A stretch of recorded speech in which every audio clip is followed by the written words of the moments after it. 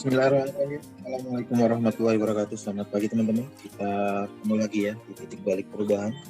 Sebelum kita awali titik balik perubahan kita pagi ini, kita berdoa terlebih dahulu supaya apa yang kita dapat pagi ini bisa lebih berkah, bermanfaat, dan kita mendapat pemahaman. Berdoa mulai. A'udzubillahi minasyaitonirrajim. Bismillahirrahmanirrahim. Rabbi zidna ilma warzuqna fahma birahmatika ya arhamar rahim. Amin. Bang Aswar? Oke, bismillahirrahmanirrahim. Assalamualaikum warahmatullahi wabarakatuh. Selamat pagi ya. Kita lanjutkan obrolan di untuk buku di Solving Ego ya. Masih ego terus ini. Jadi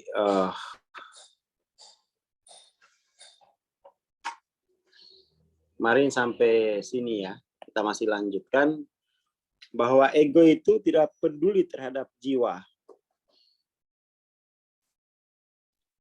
Jadi tidak peduli dia.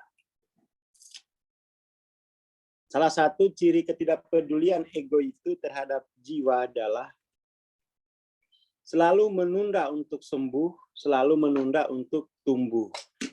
Alasannya apa? Uangnya nggak habis.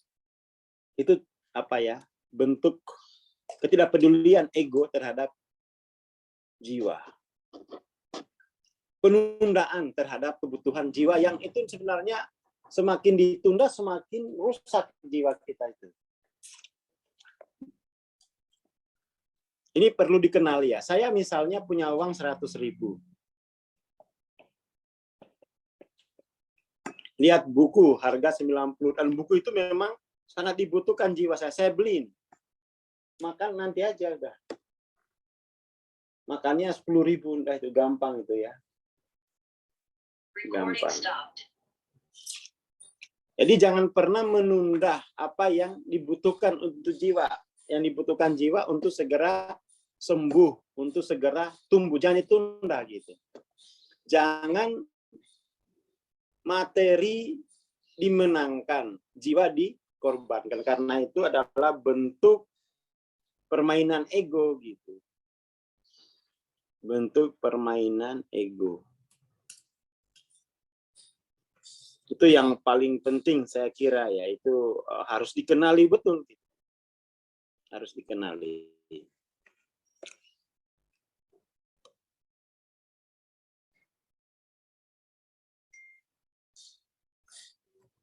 Itu pokoknya. Jadi kemudian tujuannya bergeser, yang mendapati bahwa sumber kesenangan itu ternyata berada di dalam materi itu. Punya banyak uang itu senang gitu ya. Kalau uangnya keluar buat pertumbuhan jiwanya sedih gitu. Cemas, itu kebalik gitu. Kebalik. Dan kita itu di budaya kita itu budaya begitu gitu. Ada suku-suku tertentu itu yang punya budaya gitu. Ada suku-suku tertentu gitu ya. Di Indonesia ada.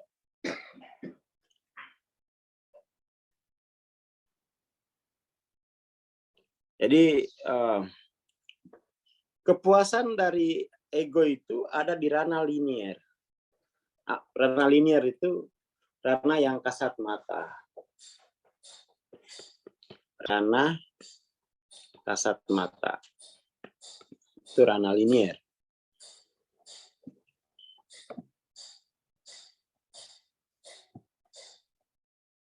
Kebahagiaan sejati mestinya muncul dari ranah non-linier. Saya juga ngelihat dulu ya, teman-teman saya, teman-teman 20 berapa ya? Ya 19 tahun yang lalu, 15 tahun yang lalu, mereka itu kerja nabung buat beli motor gitu. Nabung untuk beli sawah, tapi enggak belajar gitu. Mereka enggak mau belajar karena enggak kelihatan kan uang itu kan. Kalau dipakai buat belajar itu enggak kelihatan hasilnya. Tapi 20 tahun kemudian tuh motornya habis, sakitnya karena dipakai buat mengobati kesalahan-kesalahan jiwanya gitu. Itu saya banyak lah ya, teman-teman saya Hampir semuanya punya kecenderungan begitu. Saya tahu waktu itu yang enggak lah. Ngapain aku nabung motor? Jiwaku aja masih gelisah gini kok. Aku pakai buat cari ilmu untuk menyembuhkan jiwa saya gitu. Kayak dulu-dulu tahun 2007 saya udah ikut macam-macam pelatihan gitu ya. Belakangan ini saya udah ikut semua itu kayaknya tuh. Saya udah tahu. Gitu. Waktu jadi sales saya justru belajar yang berat-berat kayak begitu. Gitu. Sehingga ketika saya menderita saya sudah lewati itu, bukan itu obatnya gitu kan. Saya akan maju terus akhirnya mencari yang lebih tinggi lagi. Ya jadi ya itu teman-teman saya kalau kerja itu beli motor, tabung nanti buat beli rumah. Habis motornya ada orangnya sakit, rumahnya dijual gitu. Ingat nggak kisah Jaimin ya? Teman saya Jaimin makan Indomie setahun. Asam tenang Jaimin ini. Tahun baru dia tergeletak di rumah sakit, tabungannya nggak cukup buat ngobatin sakitnya karena setiap setahun makan Indomie. Nah tipes. Orang kok enggak apa? Ya tapi itu ya tahapannya. Dan itu budaya loh itu. Dan itu budaya. Jadi menyenangkan dia kalau lihat barangnya itu aman, jiwanya enggak, jiwanya menderita itu enggak apa-apa. Dulu saya kalau jiwa saya kayak gelisah gitu, tabungan korban. Apa sih ini obatnya ini? Mana sih yang bagus nih kan? Jadi ini jangan ditawar-tawar itu kebutuhan jiwanya. Tapi kebutuhan jiwaku menderita Bang kalau lihat materiku berkurang. Nah itu kebutuhan jiwamu terbalik.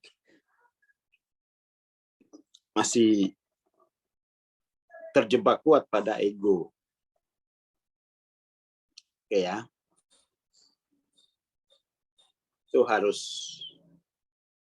dipulihkan berarti jiwanya. Jiwanya harus dipulihkan.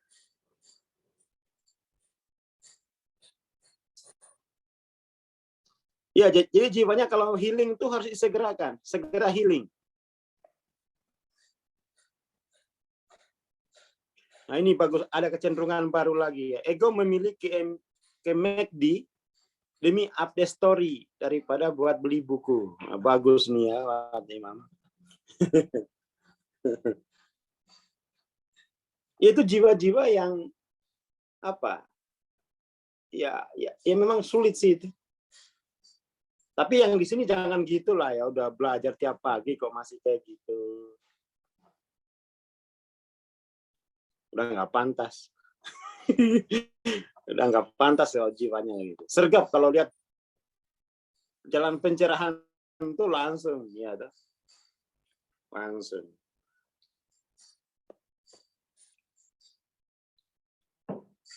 Perhatikan bahwa aspek ego orang yang mengalami senantiasa siap untuk menarik manfaat dari yang fenomena yang disaksikan.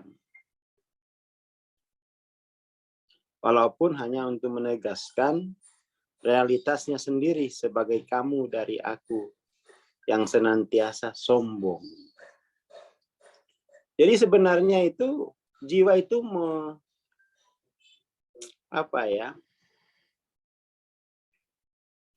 memuja materi itu ya untuk lokalitas diri sebenarnya. Untuk lokalitas diri.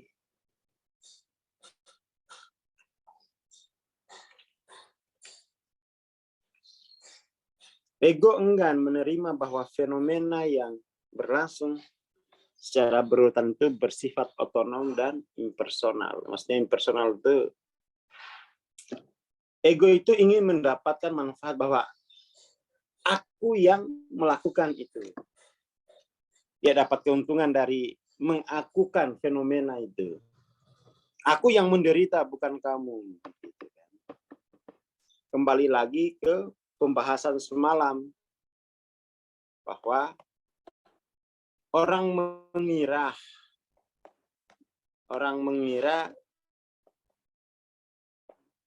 kita yang menggerakkan kehidupan itu, padahal kehidupanlah yang menggerakkan diri kita. Manusia berpikir bahwa dia hidup dari kekuatan eksternal yang dapat dikendalikannya. Kenyataannya sebenarnya enggak. Seperti itu ya. Itu penting.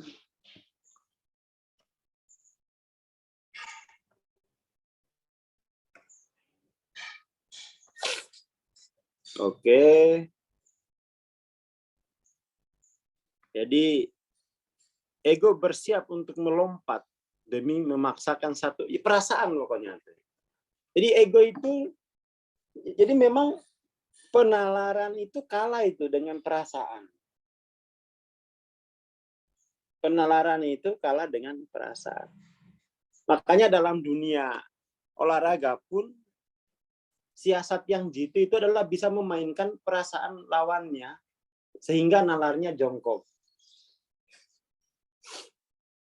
Ya kan? Jadi perasaan itu mau mengguncang nalar kita. Karena nalar itu fokus pada tujuan. Nalar itu kan dia fokus pada target. Nah, namanya target itu sesuatu yang masih akan, di waktu akan datang.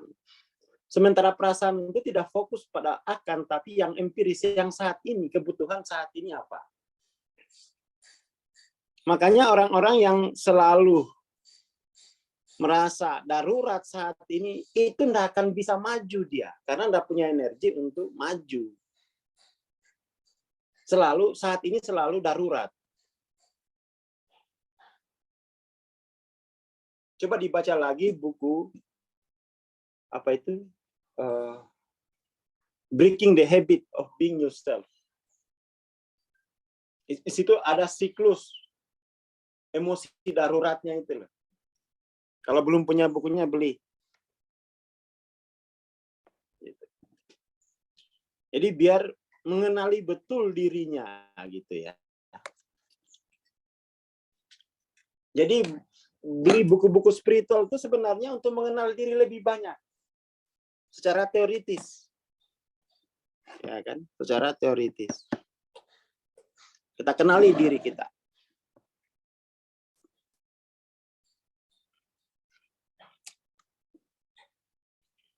Oke ya.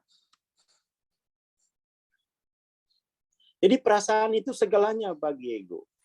Artinya perasaan itu, namanya perasaan itu sesuatu yang empiris sekarang. Empiris sekarang.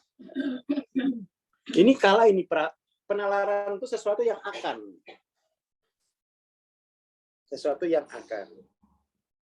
Alasan kita untuk menunda pertumbuhan, karena pertumbuhan itu kan sesuatu yang akan.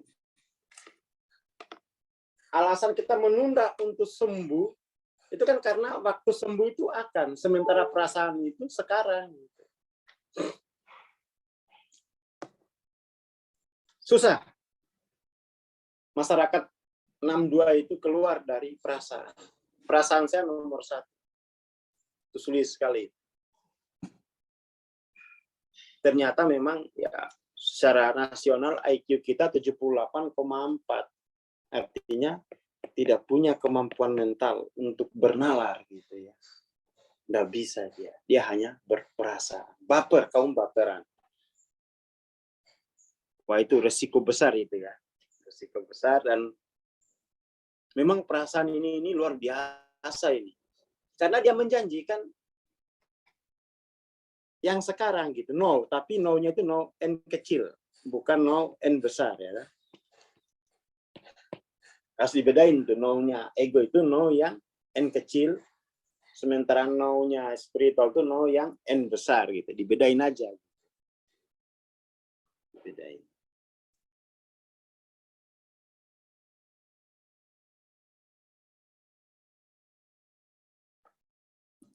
Itu yang paling pokok. Dan kita tidak sekian banyak waktu hidup kita hanya untuk melampaui perasaan itu, enggak bisa-bisa. nggak bisa.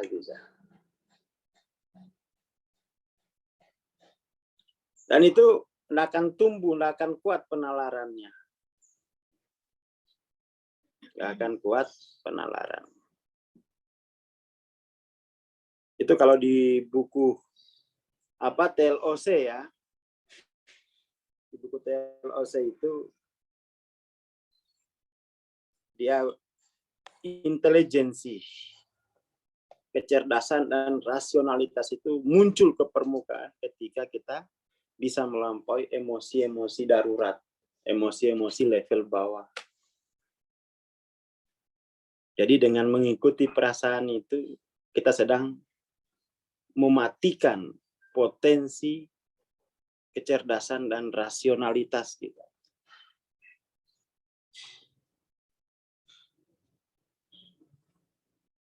Ini menjadi perhatian ya. Ini loh, buku TLOC, Pak Patra. Ini dilingkari ini. Sampai sini ini penting nih. Ini saya ulangi udah lebih dari 10 kali.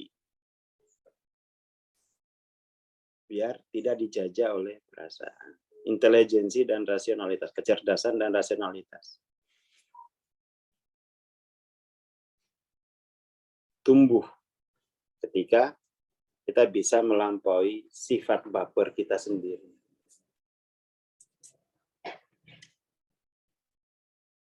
Sifat baper. Oke. Healing di iklan. Minum Nutrisari. Ya, ini kita perlu perlu radikal lah ya, perlu radikal. Kalau nggak radikal nih kita kemakan, dan masyarakat itu selalu akan menyerang perasaan kita biar kita tidak bernalar. Kamu anak durhaka, diserang perasaan kita gitu. Jadi ciri perasaan itu, ciri mereka menyerang perasaan itu adalah dengan menguatkan fakta saat ini. Kamu melawan saya. Mestinya kamu bisa loh sampai di sana gitu kan. Nggak pernah kan ada semacam itu di masyarakat. Selalu yang dihakimi itu sekarang. Biar apa? Biar perasaan terjerat gitu. Ya kan? Kita tidak pernah melihat ini ada potensi di masa depan gitu. Kamu ke masa depan ya. Nggak apa-apa sekarang nggak kamu ini, tapi kamu ke masa depan yang cepat gitu. Nggak ada kayak begitu di masyarakat kita. Pokoknya yang dihakimi itu sekarang. Bodoh kamu. Nyari suami aja yang nyari suami LOC 700. Harusnya yang 200 dong. Biar gampang dikibulin. Yang 700 kayak gini udah nggak usah dikibulin ini.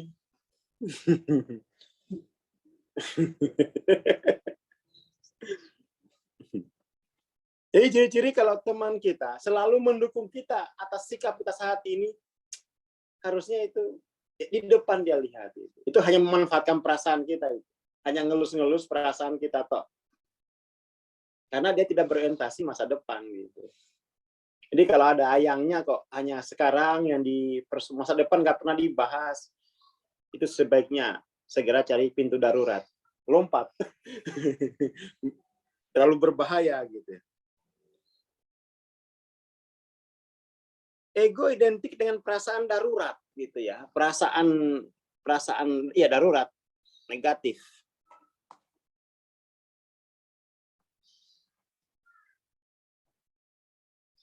Ya, perasaan baper kalau lagi bucin sama seseorang, jangan bucin. Berikan gambaran masa depan yang indah, baru kerjakan, jangan langsung gambaran masa depan yang indah atau ternyata hasil kopas, jangan. Ini gambarannya 2 tahun lagi nanti ini jadi, mau nggak? Gitu. Lihat, kamu jadi wasit aja, di luar dulu, jangan masuk dulu gitu. Mestinya begitu. Ya kalau spirit ya perasaan itu cinta, ya. Hanya cinta. Ya perasaan itu maksudnya itu ego itu perasaan darurat gitu, perasaan negatif.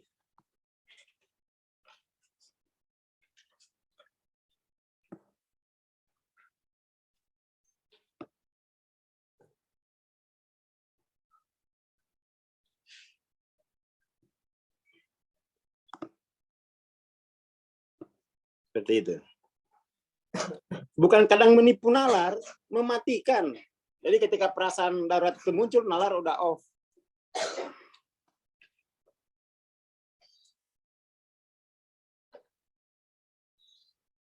Ya off.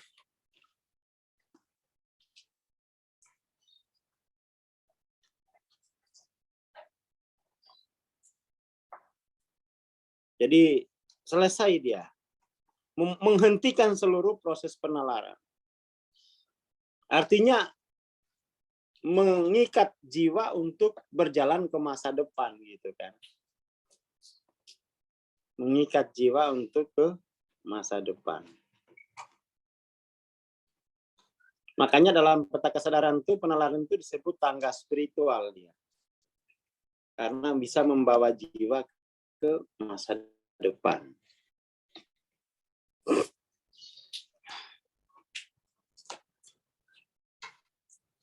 Oh, tukang demo pakai perasaan. Kalau yang tukang demo itu pakai perasaan pasti. Kalau pakai nalar itu dia akan merancang masa depannya. Gitu. Orang demo itu kan karena berangkat dari masa lampau yang tidak adil. Akhirnya meledak sebagai perasaannya itu meledak sekarang kan. Disalurkan di jalan. Ya kan? Nah, nalar itu selalu tentang masa depan dia. Selalu tentang masa depan.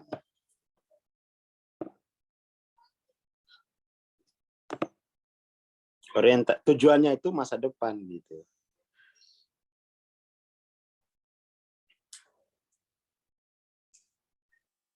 Itu. Oke ya, lalu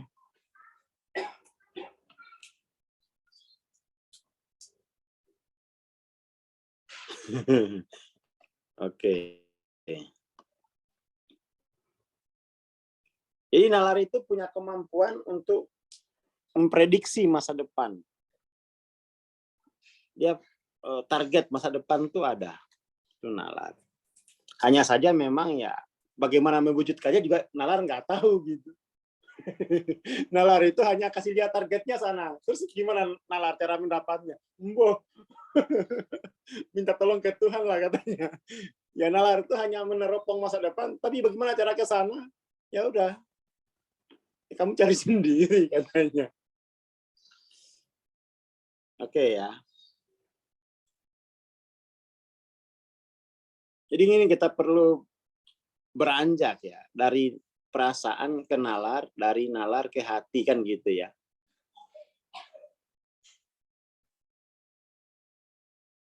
Nanti sebenarnya itu kalau serius menjalani proses zikir itu nalarnya cerdas aslinya. Nalarnya cerdas. Menuju sempurna penalarannya itu. Kalau zikirnya benar. Memang awalnya ya tapi mestinya zikir itu bisa menyempurnakan akal. Bisa menyempurnakan penalaran. Menyempurnakan evolusinya maksudnya ya.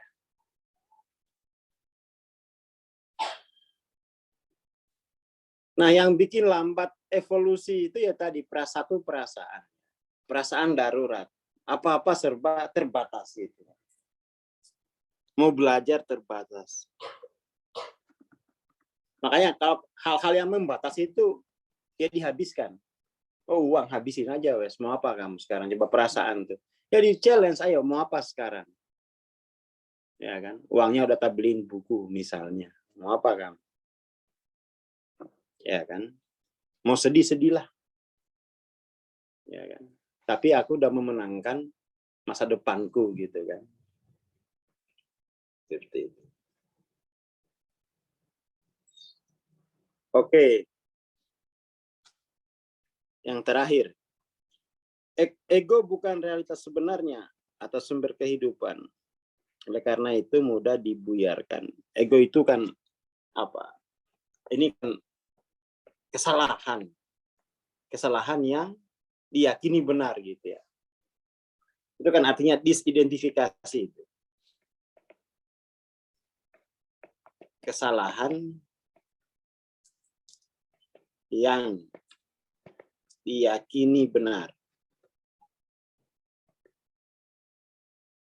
Itu disidentifikasi.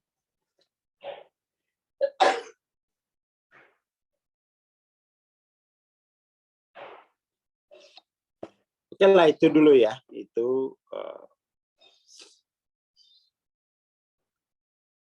pagi ini. Jadi ada beberapa yang kita bahas. Oh, banyak benar ya ini ego ini, Hawking ini. Karena memang yang ini yang bikin manusia itu lumpuh, ego ini.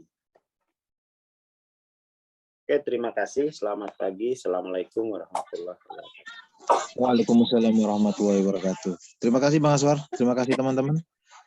Iya, mengingatkan besok Jumat kita ada mentoring TLOC ya. Bagi teman-teman yang belum daftar, silakan daftar. Masih dibuka pendaftarannya. Terima kasih, kita bertemu besok pagi. Insya Allah. Teman-teman yang sudah ikut MTLOC, setelah ini jam 9 kita ada kamisan ya. Ditunggu di kelas sebelah. Terima kasih. Assalamualaikum warahmatullahi wabarakatuh.